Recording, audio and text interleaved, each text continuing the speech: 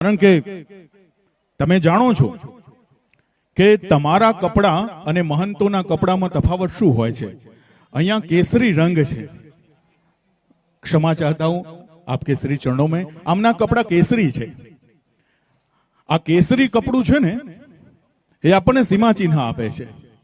એટલા માટે સિંદૂરી કરવું હોય વ્યાખ્યા જુદી છે, ક્રાંતિ કરવી હોય વ્યાખ્યા જુદી છે, પણ આંબા ઉપર આવેલી કેળી કાચી હોય તો કોઈ પકડતું નથી, પકડતું હોય તો ખાતું નથી, એની રાહ જોવી પડે છે। એ લીલો કલર ક્યાં સુધી રૂપાંતર થાય ત્યાં સુધી રાહ જોવી પડે। કોઈ આંગળી ઊંચી કરીને કહેશે કેસરી બને છે, અને કેસર કેરીના ભાવ વધારે હોય।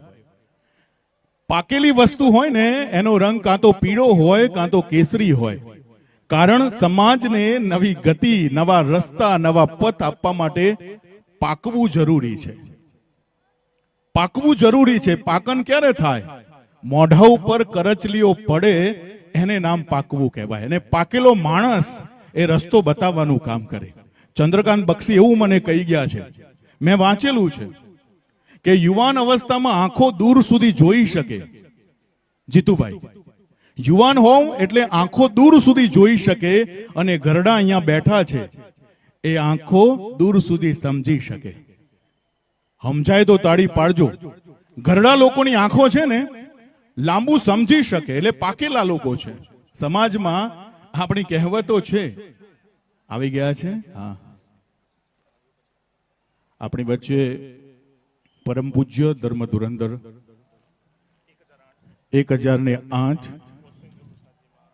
શ્રી કૌશલેન્દ્ર પ્રસાદજી મહારાજ શ્રી નરનારાયણ દેવ મંદિર કાલુપુર અમદાવાદથી આપણી વચ્ચે મંદિરમાં પહોંચી ગયા છે ને પછી સભા મંડપમાં આવવાના છે। વાત મેં પાકેલાની કહી હતી। કેસરી રંગ છે ને એ પાકટ છે, અનુભવોથી ભળેલું છે। એટલે જાનૈયામાં ભલે આખી બસ તમારી યુવાન અવસ્થાની હોય, પણ એક જાનની બસમાં ગરડો હોવો જરૂરી છે, કારણ કે ગાડા વાળવાનું કામ કરે છે।